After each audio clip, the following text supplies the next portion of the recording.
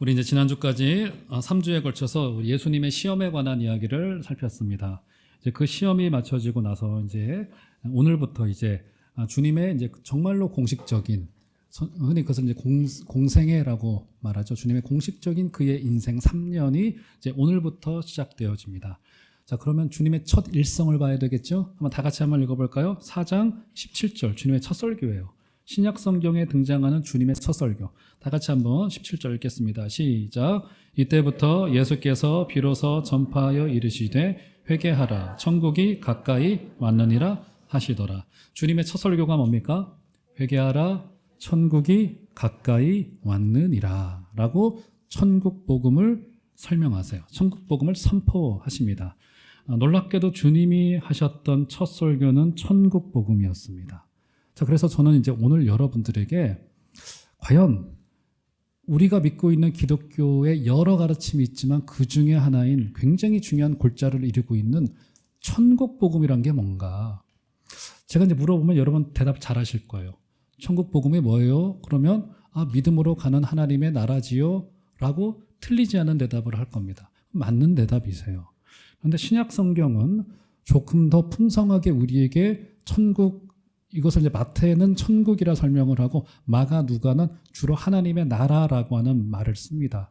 그래서 이 신약 성경 속에서 이제 오늘 본문이 그 대표적인 본문입니다만 신약 성경 속에서 이 천국에 대한 우리가 기존에 알고 있었던 것보다 훨씬 더 풍성하고 거대한 관점을 우리에게 주고 있다는 점에서 오늘 여러분들께 이 천국 복음을 남은 시간 동안 제가 잘 설명을 드려야 될 텐데 조금 어려운 내용이라 좀 우려가 됩니다만 어쨌든 그렇습니다. 크게 두 가지의 천국에 대한 개념이 있다는 점을 먼저 마음속에 두시면 좋겠습니다. 한 가지는 저와 여러분들이 지금 잘 알고 있는 우리가 곧 가게 될 이 땅이 곧 종말을 맞이하고 완성을 향하여 가게 될 바로 그 나라, 장소로서의 천국이 우리는 늘 소망되어지고 가게 될 그 나라라고 하는 거죠. 첫 번째 큰 기둥이 있고요. 또 한 가지는 바로 오늘 17절에서 우리 주님께서 담대히 선언하셨던 바 천국이 여기에 와 있다. 지금 여기에 이미 임재해 있는 천국이라고 하는 이 두 개의 기둥이라는 거예요. 이 두 개의 기둥이 건강하게 세워져 있어야지만이 우리의 신앙이 흔들리지 않게 되고요. 감히 이단의 도발이 흔들리지 않을 수 있는 또 건강한 척도가 여기에 있는 거예요. 이단들은 주로 이제 이 종말을 조금 건드려요. 사람의 이 불안한 심리를 건드리고 희미한 미래에 관한 이야기를 하면서 야, 이 천국은 뭐 이런 거야 저런 거야 라고 성경에도 없는 이야기, 있는 이야기를 섞어가지고 우리에게 이야기할 때 우리가 미혹돼서 넘어질 수 있단 말이에요. 그래서 성경 속에서 아주 균형감 있고 건강하고 더 나아가서 저는 성경 말씀이 그 어떤 것보다도 합리적이라고 생각합니다. 제가 이제 2부 때도 그 이야기를 드렸어요. 저도 과거에 좀 그런 생각이 좀 있었습니다. 우리가 믿고 있는 기독교 진리가 사실은 종교에 국한된 거기 때문에 솔직히 좀 자신감이 없었어요. 자신감이라는 게 뭐냐면 이거 확실하긴 한데 믿지 않는 자들에게 이 이야기 하기가 좀 부담스러운 거예요. 합리적이지 않다는 생각이 들기 때문이에요. 물론 기독교 복음은 다소간 배타적인 면이 있습니다. 왜냐하면 예수밖에는 구원이 없거든요. 그것을 우리가 양보할 수는 없는 노릇이기 때문에 이 성경이 말하고 있는 내용이기 때문에 기독교에는 배타적인 면이 없지 않아 있습니다만, 그런데 저는 분명히 믿고 있기로 기독교 진리만큼 객관적이고 합리적이고 역사성을 띠고 있는 학문은 없다고 생각합니다. 이게 반드시 믿으셔야만 됩니다. 그러니까 여기서 자신 없어 하시면 안 돼요.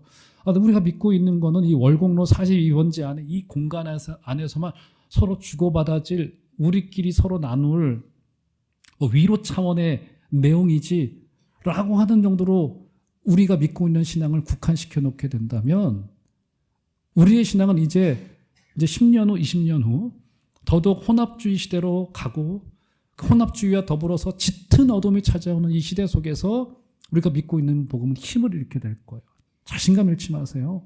우리가 믿고 있는 복음은 그 어떤 세상의 학문과 철학보다도 합리적이고 객관적이면서 동시에 성령의 은혜가 있는 하나님의 말씀이기 때문에 사람을 변화시키고 소망을 줄 거예요. 객관적인 진리입니다. 예를 들어 드릴게요. 1 더하기 1은 2라고 하는 수학의 명제 진리가 있습니다. 1 더하기 1은 2죠. 이것은 틀리지 않은 말이잖아요. 이걸 사람이 고안해낸 진리입니까? 그렇지 않죠.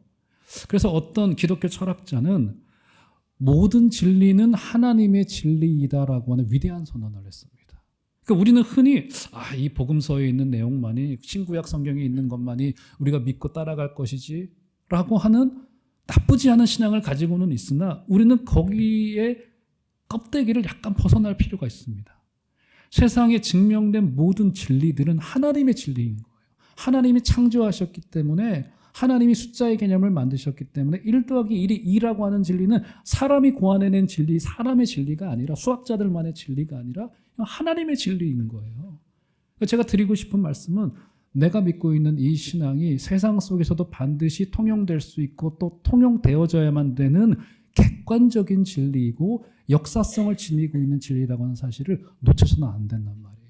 이 종말론도 마찬가지고요. 오늘 우리가 이제 제가 여러분들에게 다소간 조금 어렵긴 하겠지만 여러분들에게 반드시 여러분들이 알고 계셔야만 되는, 왜냐하면 신약 성경이 너무 많이 강조하고 있기 때문에 강조하지 않을 수 없는 이 천국 복음의 두 가지 면에 대하여서도 우리가 정말 이 하나님께서 우리로 이렇게 세상으로 부르셨구나라고 하는 이런 결론을 여러분이 가셨으면 좋겠습니다. 오늘 그래서 천국 복음이 무엇인가에 대한 답을 좀 해보도록 하시죠. 자, 그러면 이 천국 복음이 어떻게 증언되는가, 먼저 그 시작을 볼까요? 12절 보시면 이렇게 시작됩니다. 12절 한번 다 같이 한번 읽어볼까요? 시작. 예수께서 요한이 잡혔음을 들으시고 갈릴리로 물러가셨다가, 지금 이제 역사의 전환이 이루어지게 되죠.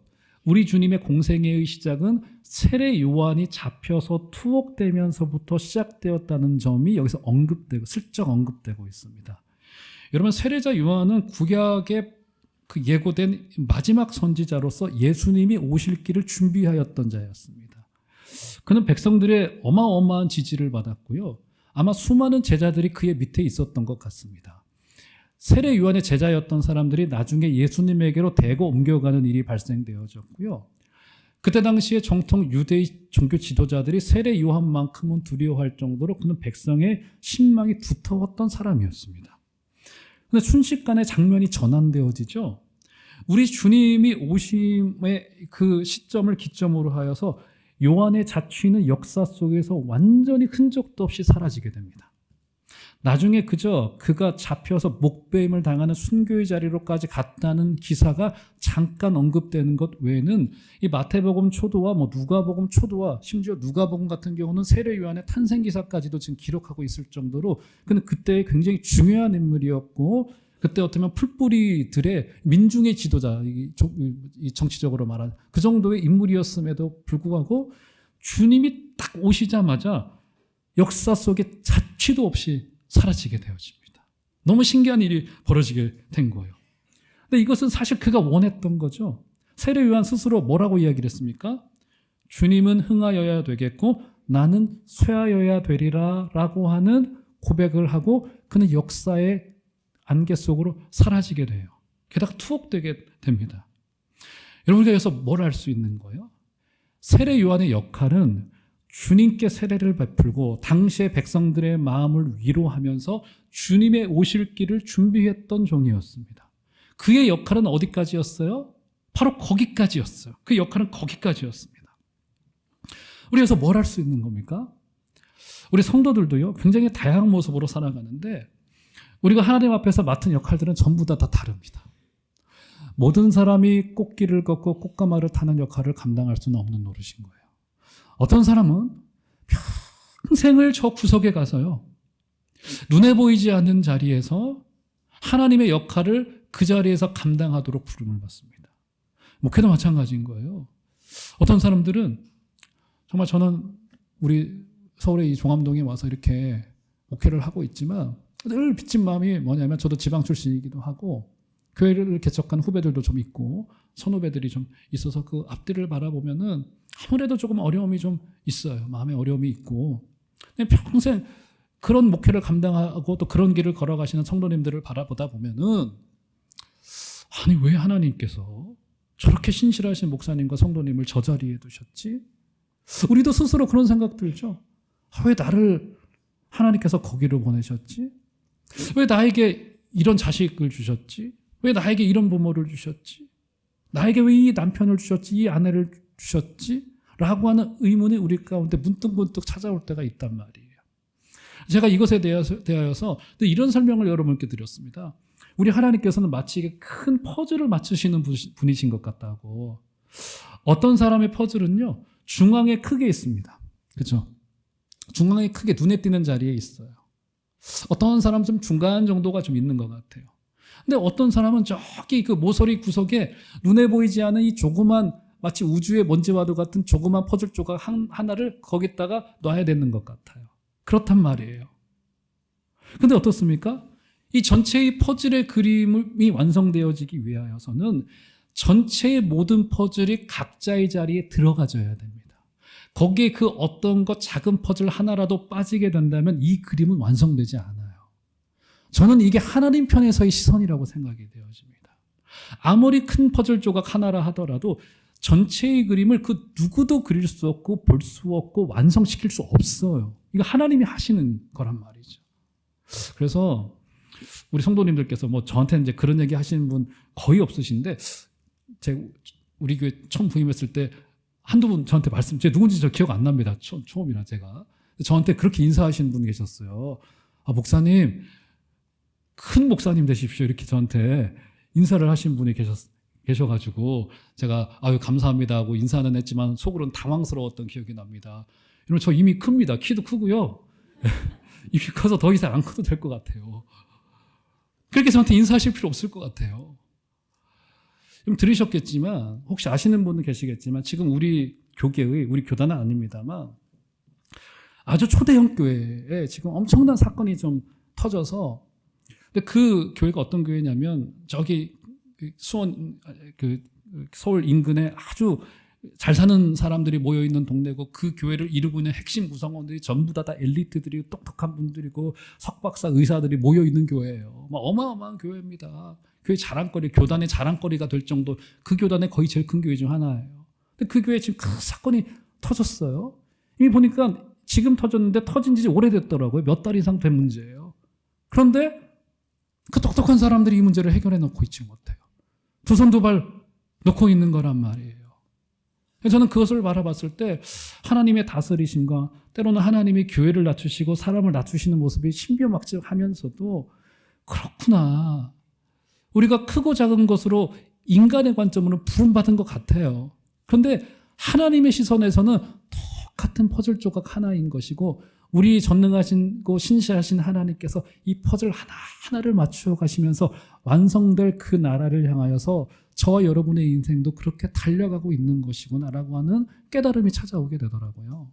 사랑하는 정함제일교회 성도 여러분, 여러분들은 여러분의 인생을 반추해 보시면서 어떤 해석과 어떤 판단이 되십니까? 참 못난 인생이야. 너무나도 덧없이 살았어. 아니요, 그렇지 않습니다. 우리는 그 퍼즐 조각으로 부름받았고요. 여러분들이 거기 계셔야지만 하나님의 그림이 완성되는 거고요. 여러분이 그분에게로, 특별히 이제 사람과의 그분에게로 부름받고 그 자리로 부름받고 그 내용으로 부름받았다라고 하는 것은 하나님의 영광스러운 부르심이라고 하는 사실을 꼭 기억하시는 여러분들 되시기를 주의 이름으로 축원합니다. 세례자 요한이 얼마나 기가 막혔겠어요. 백성들의 신망을 얻고 막 인기가 높아지다가 어느 한순간 젊은 청년 예수가 오면서 그의 인기가 사그라드는 것을 그는 기꺼이 받아들이면서 내 역할이 여기까지로구나 했던 하나님의 섭리에 순종하는 모습 속에서 우리는 하나님의 큰 그림을 보게 됩니다. 여러분, 부름받은 그 자리에서 주께 순종하여 주시고 그 자리가 하나의 퍼즐 조각인 것을 믿으시고 하나님의 뜻을 바라봐 주시는 여러분들 되시기를 주의 이름으로 축원합니다. 자, 그렇게 세례 요한이 역사 속으로 사라지면서 주님의 공생애가 시작되더라는 겁니다. 자, 그러면 볼까요? 자, 어떻게 시작되는가 다시 보시죠. 12절 다시 보시면 예수께서 요한이 잡혔음을 들으시고 갈릴리로 물러가셨다가, 자 13절 다 같이 읽겠습니다. 시작. 나사렛을 떠나 스불론과 납달리 지경 해변에 있는 가버나움에 가서 사시니. 여러분 12절의 기록을 잘 보세요. 굉장히 저는 성경의 기록이 해학적이라고 생각이 듭니다. 자, 요한이 잡혔음을 들으시고 갈릴리로 어떻게 하셨대요? 물러가셨대요. 마치 후퇴해서 가셨다는 식의 기록을 실제로 해놓은 겁니다. 그냥 갈릴리로 가셨다고 기록해도 됩니다. 그죠? 근데 갈릴리로 주님께서 이렇게 물러가셨대. 이렇게 양보를 한 거지, 후퇴를 했다는 느낌으로. 게다가 예루살렘에서 갈릴리는 저기 북쪽 먼 곳이기 때문에 꽤 떨어져 있는 도시예요. 그 도시로 우리 주님께서는 물러가셨대요. 그러면서 그 지역 중에서도 나사렛과 스불론과 납달리 지경 그 해변가에 거하시다가 가버나움에 가셔서 꽤 오랫동안 사셨던 것 같습니다. 그래서 주님의 공생의 사역의 실질적인 본부는 예루살렘이 아니라 갈릴리 나사렛과 가버나움을 중심으로 주님께서는 사역을 시작하셨고 본부를 두셨다는 점을 우리가 일단 확인해 두셔야만 됩니다. 주님이 갈릴리로 물러가셨대요. 갈릴리로 물러가셨다는 표현이 굉장히 눈에 띈단 말이죠. 자, 그러면 도대체 이 갈릴리가 어떤 곳이기에, 이 갈릴리가 굉장히 심상치 않은 동네란 거란 말이죠. 일단 이 갈릴리는요, 역사적으로 굉장히 눈물이 많은 땅입니다. 눈물이 굉장히 많은 땅이에요. 북이스라엘이 BC 한 8세기경이죠. 아수르에게 그 땅을 빼앗기고 맙니다. 그리고는 그 땅이 점령당한 뒤로부터 갈릴리 지역은 사실상 굉장히 심리적으로 역사적으로 예루살렘과 거리도 멀기 때문에 본토로부터 굉장히 분리되기 시작합니다. 국경지역에 있었기 때문에. 게다가 그 땅은 이제 바벨론과 페르시아와 헬라와 로마를 거치면서 그 땅을 이방인들이 점령했다가 유대인들이 회복하고, 이방인들이 점령했다가 유대인들이 회복하고를 반복하기를 시작을 해요. 이렇게 수백 년의 역사를 거쳐오면서 그 땅이 여러분 그럼 어떻게 되겠습니까? 어떻게 되겠어요? 그 땅의 인종이 섞이기 시작을 하는 거예요. 그러다 보니까 예루살렘 인근에 주로 거주하였던 정통 유대인들의 입장에서는 저 갈릴리에 사는 놈들은 눈의 가시처럼 마치 지금의 인종차별 비슷한 내용의 그거 이상인 겁니다. 종교적인 내용까지 더해졌기 때문에 이 갈릴리에 사는 저놈들은 뭔가 조금 모자란 놈들 이런 인식이 정통 유대인들 속에 있었단 말이에요. 좀 피가 더럽고 피가 섞여 있고, 한 번은 어떤 일이 있었냐면 역사적으로 이스라엘이 땅을 한 번은 회복을 하고는 그 땅에 살고 있는 혼합인들과 이방인들에게 강제로 할례를 시행할 정도로 그 땅에 대한 유대인들의 애증은 대단했습니다. 그래서 결국은 역사를 거쳐오면서 이 갈릴리 지역은 정통 유대인들에게는 굉장한 멸시를 받아도 될 만한 지역이고요. 그 흔적이 오늘 성경에도 남아있죠. 14절 다시 보시면, 이는 선지자 이사야를 통하여 하신 말씀을 이루려 하심이라 일렀으되 스불론 땅과 납달리 땅과 요단강 저편 해변길과 어떤 갈릴리라고 불러요? 이방의 갈릴리. 그러니까 이방인들이 주로 여러분 예전에 그런 이야기 있었잖아요. 제가 살던 충청도에서는 여러분 그 윤수일이라고 하는 가수 아시죠? 그죠? 그분이 이제 이렇게 그잖아요. 그분을 소위 이제 이게 적절한 용어인지는 모르겠습니다만 그분을 저 틱이야 틱이. 저는 지금도 그 말이 무슨 뜻인지를 잘 몰라요. 저 어렸을 때 우리 어르신들이 저 틱이야 틱이. 이게 조금 멸시하듯이 TV에 나와도 막 이렇게 멸시하듯이, 우리나라도 이제 한민족이라고 하는 이 자긍심이 좀 있기 때문에. 여러분 제가 얼마 전에 한 방송을 보니까 유명인 한 분이 전형적인 한국인이시죠. 자기 인종을 이렇게 DNA로 검사를 요즘 할 수 있다고 하더라고요. 이렇게 그거를 키트를 보내주면 이게 입안에 있는 이걸 긁어가지고 이렇게 샘플을 보내면 거기서 이 사람의 인종의 뿌리가 어떻게 되는지를 조사를 이제 몇 주에 걸쳐서 할 수 있더라고요. 받아보니까 그 사람에게 한국인의 피가 한 30-40%, 중국인이 한 20%, 일본이 7%, 몽골 10여 %, 우리나라도 침탈당하기가 일쑤였었으니까 다 섞여 있는 거예요, 이게. 우리조차도 그랬단 말이에요. 근데 당시의 사람들은 더 했습니다. 종교적인 이유까지 덮여져 있었기 때문에 이방의 갈릴리여라고 하는 멸칭으로 부를 정도로 주님이 포스트로, 이 본부로 정하셨던 그 땅은 멸시받는 땅이었어요. 그래서 빌립이 나다나엘에게 예수님을 따라가자고 권하죠. 그때 나다나엘의 대답이 뭡니까, 여러분? 요한복음 1장 46절에 이런 대답이 있습니다. 나사렛에서 무슨 선한 것이 나겠느냐라고, 지금으로 말하면 지역 폄하도 있었고, 저 도대체 이방의 땅 갈릴리에서 뭔가 할 수 있겠어? 그러니까 이 갈릴리와 나사렛 지역은 아주 무시당하고 멸시받은 굉장히 낮은 땅이었다는 거예요. 그런데 놀랍게도 여러분 어때요? 주님의 공생애의 사역이 갈릴리로부터 시작이 되어졌고 심지어 주님께서는 갈릴리에 본부를 두고 공생애 사역을 시작하셨다는 거예요. 주님 왜 그러셨을까요? 대도시 예루살렘에 본부를 두시면 되잖아요. 근데 주님께서는 저기 먼 땅 갈릴리에, 그것도 정통 유대인들이 멸시하고 있는 그 낮은 땅 이방을 향하여서 주님께서는 먼저 들어가셨다는 거예요. 게다가 성경의 기록을 보면 예루살렘에 대한 주님의 평가는 굉장히 냉혹합니다. 대부분이 부정적이에요. 거기는 이제 멸망받을 도시예요. 그런데 갈릴리와 가버나움과 스불론 땅, 납달리 땅에서 주님은 굉장한 많은 기적을 일으키셨고요. 그리고 다음 주에 보겠습니다만 거기서 최초의 4명의 제자를 부르시는데 갈릴리 출신 어부들을 주님께서 부르십니다. 수많은 기적을 일으키셨고요. 그죠? 거기서 수많은 기적을 일으키셨습니다. 주님께서 큰 애정을 두셨던 곳이 갈릴리이고, 그래서 주님은 그런 그 눈물의 땅과 멸시를 받는 땅을 향하여서 이런 약속을 해줍니다. 한번 볼까요? 16절. 오늘 보면 16절 보시면 한번 다 같이 읽겠습니다. 시작. 흑암에 앉은 백성이 큰 빛을 보았고 사망의 땅과 그늘에 앉은 자들에게 빛이 비추었도다 하였느니라. 할렐루야. 그 어둠의 땅에 우리 주님께서 빛을 비춰주시겠다. 사랑하는 종암제일교회 성도 여러분, 저와 여러분의 인생 속에 우리 주님께서 복음이라고 하는 빛을 비춰주실 거예요. 지나간 한 주간을 살아내시면서 여기 이제 많은 분들 앉아 계시지만 아마 마음이 어두웠던 분, 힘든 일을 겪으신 분들, 풀리지 않은 인생의 문제, 나에게 이 문제가 왜 찾아오지, 어둠의 길을 걸어가야 되고 동굴 속을 걸어 들어가야만 됐던 분들이 계실런지 모르겠습니다. 반드시 믿으실 것은 복음은 일종의 빛입니다. 그것을 비춰주실 것이고요. 우리 주님께서는 그래서 더 낮은 곳으로, 더 어두운 곳으로 우리 주님께서는 거기에 관심을 두시는 거예요. 절대로 뭐라고 해야 될까? 소위 그 엘리트주의로 절대로 복음은 전파된 적이 없고요. 정말 낮은 자들의 헌신을 통하여서 우리 하나님께서 복음을 증언하기를 기뻐하신다는 사실을 꼭 기억하시고 우리 종암제일교회에 향후 더 우리 아픈 자들과 함께하고 더 낮은 자리로 함께하게 되어지시는, 만약에 하나님께서 내게 힘과 재능과 여유와 능력을 주셨다라고 한다면 그것은 여러 가지 이유가 있겠으나 핵심적인 이유는 분명합니다. 뭡니까?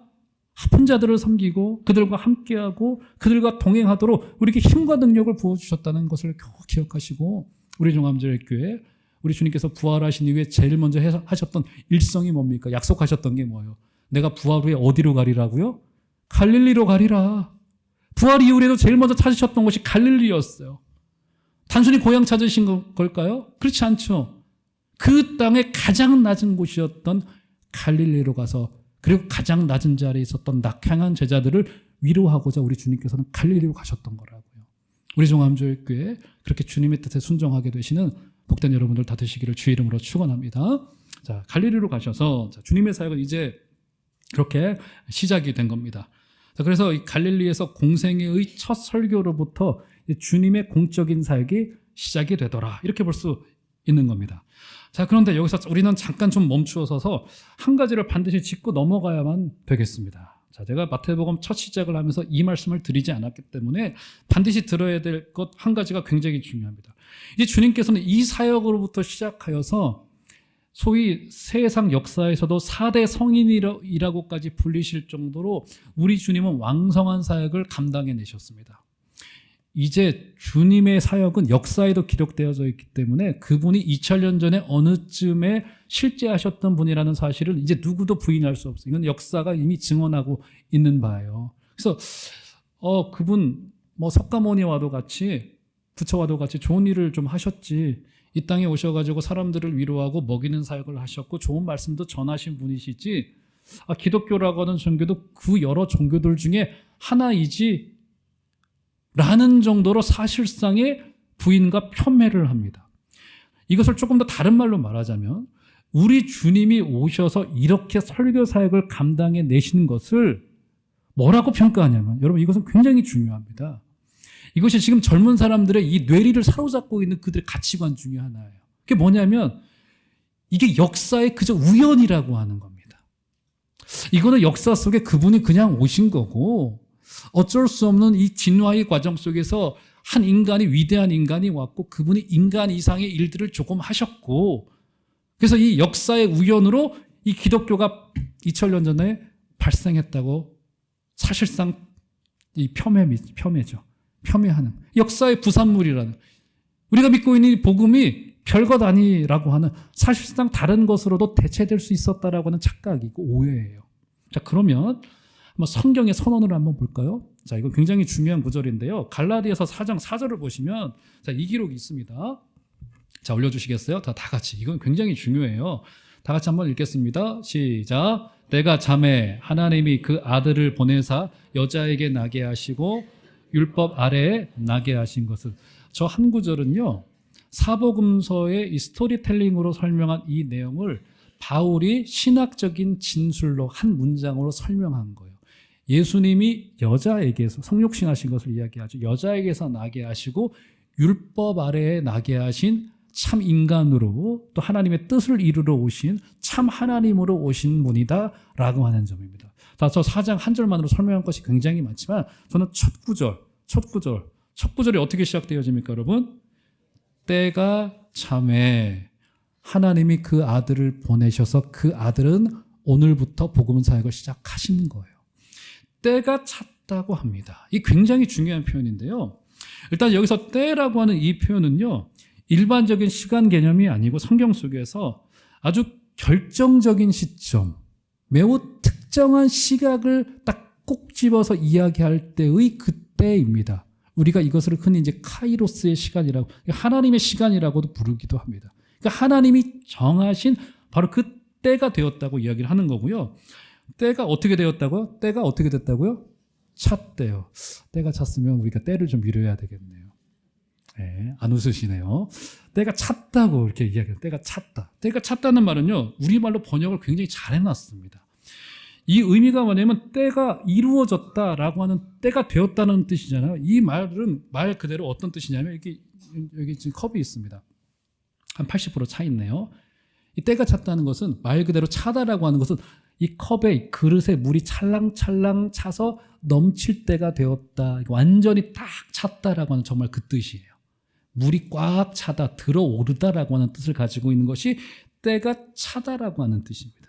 그러니까 요즘 이 때가 차다라고 하는 이 뜻은 무엇이냐면, 언젠가 반드시 일어나리라고 예고되었던 그 시점이 하나님의 뜻에 의해서 완전히 차곡차곡 차서 이렇게 마치 물이 밑에서 차서 올라오듯이 하나님의 뜻대로 차서 올라와져 있다라고 하는 뜻을 가지고 있는 거예요. 하나님의 뜻이 이루어져 있다고 하는 겁니다.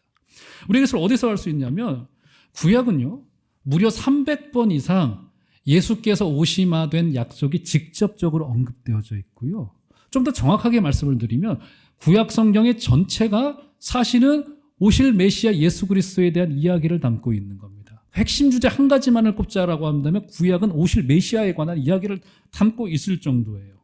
그리고 이제 역사의 한 결정적인 순간에 그분께서 오신 거예요. 그래서 역사학자들이 면밀하게 검토해 본 결과 약 2000년 전에 예수님이 오셨던 그때는 여러모로 봤을 때 하나님의 뜻이 아주 적실하게 이루어지던 때라는 거예요. 보세요. 바벨론, 페르시아, 헬라, 로마 제국을 거쳐오면서 말라기 시대 때부터 신약 성경 마태복음까지 이 기간을 흔히 중간기라고 이야기를 하거든요. 이 중간기의 400년 동안에 무려 하나님께서 단 한 차례의 말씀도 하지 않으세요. 말라기 때부터 마태복음 때까지 말씀이 기록되어 있지 않아요. 우리 주님께서 침묵하십니다. 그리고는 이스라엘 백성들은 수탈을 당하기 시작을 해요. 여러 정권이 바뀌면서. 그러면서 사람들의 마음속에 메시아에 대한 열망과 갈망이 막 올라오기 시작을 합니다. 그래서 예수님 당시에 이스라엘 사람이라고 한다면 누구나 이 메시아에 대한 기대를 품었었다고요. 우리는 이제 여기서 첫 번째 천국 복음에 대한 이해를 정리할 수 있습니다. 이와 똑같은 원리로 지금 이 시대를 바라보면 주님이 우리에게 약속하신 그 천국이 가지고 오시겠다라고 하는, 그 천국과 함께 오시겠다라고 하는 주님의 약속이 정말 다 다가온 시간이 된 것 같아요. 마지막 때의 징조를 말한 성경의 경고가 도처에서 이루어지고 있는 것만 같습니다. 전쟁이 벌어지고 있고요. 환경은 전부 다 무너지고 있고요. 형제가 형제를 향하여 총칼을 들고 있는 시대를 살아내고 있고요. 오늘 밤에 주님이 오셔도 이상하지 않을 시대를 살아내고 있는 거예요.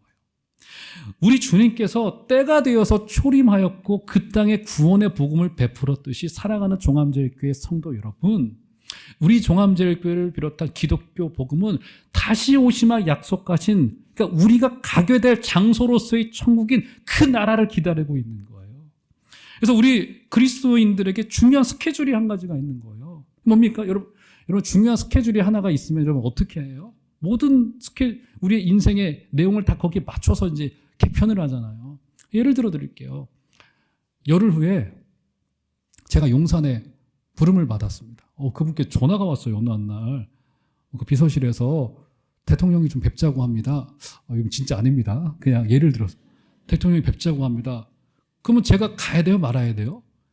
예배가 아니면 가야죠. 어떻게? 모든 약속 전부 다 뒤로 하고 그럼 열흘 동안 어떤 생각을 제가 하겠습니까? 나한테 무슨 훈장을 주시려나? 내가 무슨 좋은 일을 했나? 내가 무슨 실수를 했나? 그분이 나를 왜 부르지? 이런 내용을 가지고 열흘을 채워내지 않겠습니까?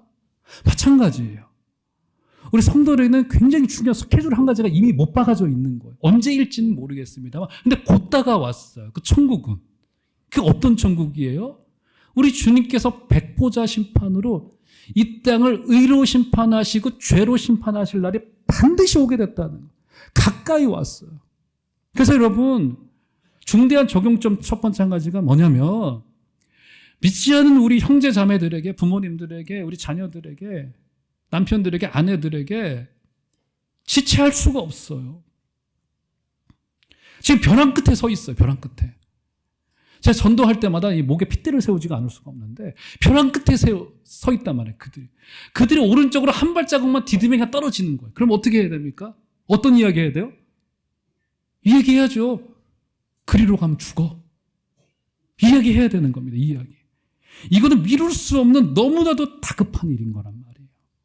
사랑하는 종암제일교회 성도 여러분, 우리 종암제일교회 종말을 준비하는 하나님 나라의 공동체로서 우리 완성되어질 하나님의 나라가 이제 곧 정말로 다가왔음을 기억하시고 하나님의 뜻을 바라봐 주시고 이 전도에 열심을 내시고 믿지 않는 형제자매님, 특별히 부모님들, 우리의 자녀들, 떠나 있는 자녀들, 우리의 남편들, 아내들, 이거 미룰 일 아니라는 사실을 꼭 기억하시고 오늘 당장 가셔서 우리 예수님 믿자. 종암제일교회 가보자. 아니면 가까운 교회라도 꼭 가야 돼. 주님 붙들어야 돼. 라고 하는 은혜에 붙들리게 되신 여러분들 되시기를 주의 이름으로 축원합니다. 그래서 그렇기 때문에 우리의 신앙의 눈금은 이 종말 첫 번째 천국의 개념을 가지고 갔을 때는 너무 인생의 원리가 단순하고 명확해집니다.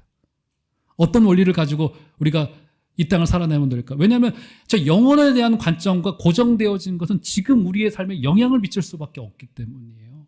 자, 말씀을 한 군데 올려드릴게요. 요한일서 2장 17절을 보시면 이 기록이 있습니다. 한번 볼까요?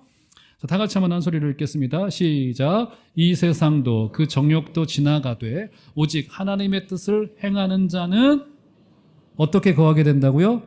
영원히 거하게 된다라고 말합니다. 종말의 관점에서 우리의 원리는 너무 분명합니다. 영원할 것과 영원하지 않을 것에 대한 판단이에요. 영원할 것이 뭐가 있을까요? 일단 영원하지 않을 게 뭐가 있어요? 영원하지 않을 것. 영원하지 않을 것이 무엇인지는 너무 분명해요. 그죠? 이 땅에서만 유통되는 가치와 물론 그런 것들도 필요합니다. 그거 다 버리라는 거 아니에요. 꽤 필요해요. 하나님이 주신 선물일 수도 있고요. 달란트일 수도 있습니다. 영원하지 않을 것들이 너무 많아요. 예를 들어 드릴까요? 우리 졸업장. 영원할까요? 안 영원할까요? 이 가치가 영원하지 않아요. 그렇죠? 제가 요즘 재밌는 걸 봅니다. 요즘 젊은 사람들이 이제 옷 입는 거를 보면은 요즘에 그 청바지나 그 면바지를 입는데 우리 20대 청년들이 요즘에 통이 이렇게 넓은 바지가 다시 유행이 된 거 아세요? 돌아다니다 보면은 다들 통으로 이렇게 넓은 바지를 입어요. 근데 재밌는 게 뭐냐면 불과 한 3, 4년 전까지만 하더라도 스키니진, 이게 청바지 중에 몸에 딱 이게 들러붙는 청바지가 유행이었고 그때 당시에 그거 입지 않으면 촌스러워. 통 넓은 바지를 입냐. 막 이러고 그랬단 말이에요. 근데 요새는 어떤지 알아요? 다 통 넓은 바지를 입기 때문에 스키니진 바지 입고 다니면 촌스러워. 웃겨요, 여러분. 세상에 영원할 것 아무것도 없습니다. 그렇지 않습니까? 제 예를 한 가지 들어드린 거예요. 영원할 건 뭘까? 영원할 거? 영원할 거 너무 많아요. 우리 형제자매의 관계 영원합니다. 이 가치는 사랑이라고 하는 가치, 헌신이라고 하는 우리의 수고, 그죠? 소망이라고 하는 우리의 마음에 주님을 향한 우리의 기댐, 이런 것들은 영원한 가치예요. 정말 지혜로운 투자자는 떨어지지 않을 주식에 투자해야 되는 거죠. 맞죠, 여러분? 근데 이것은 너무 분명하게 지금 이미 못 박아져 있어요. 사랑하는 정함제일교회 성도 여러분, 천국 복음을 받은 자로서 우리의 인생을 살아내는 동안에 영원할 것에 여러분의 믿음의 인생을 투자하시는 지혜로운 여러분들 되시기를 주의 이름으로 축원합니다. 오늘 바뀌고 내일 바뀌고 올해 바뀌고 내일 바뀔 것에 너무 마음 두지 마시고 그냥 통로면 바지 평생 입고 다니세요. 상관없는 겁니다, 여러분. 맞잖아요. 영원할 것에, 특별히 형제자매를 사랑하는 일에, 주님을 닮아가는 일에 여러분의 인생을 바쳐주시는 복된 여러분들, 지혜로운 여러분들 되시기를 주의 이름으로 축원합니다. 자, 그거였단 말이에요. 자, 그러면 첫 번째 관점을 정리했어요. 천국 복음 뭡니까? 이제 곧 오게 될 영원한 장소로서의 천국이 우리 가운데 있고 영원할 것과 영원하지 않을 것의 구분을 하자라는 것이었고요. 자, 그러면 자, 예수님의 첫 설교에서 등장하는 그 내용을 볼까요? 자, 17절. 자, 한번 다 같이 다시 한 번 더 17절 읽겠습니다. 시작. 이때부터 예수께서 비로소 전파하여 이르시되 회개하라, 천국이 가까이 왔느니라 하시더라. 자, 이 선언이 성경 속에, 특별히 신약 속에 여러 군데서 등장하기 때문에 제가 몇 차례 설명을 이미 드렸습니다. 회개하라, 천국이 가까이 왔다고 하는 천국이 분명히 등장합니까? 안 합니까? 등장해요. 이 천국이 마가와 누가복음에서는 하나님의 나라로 명칭이 변경되어졌기 때문에 뜻은 같다고 볼 수 있어요. 자, 천국이 왔대요. 예수님의 첫 설교가 하나님 나라 선포였습니다. 누가복음에서는 심지어 예수님이 하나님 나라의 복음을 전하기 위하여 오셨다라고 말할 정도로 이 천국 복음, 하나님 나라 복음은 굉장히 중대한 신약의 한 줄기를 이루고 있는 개념입니다. 그런데 다시 보시죠. 천국이 어떻게 됐대요?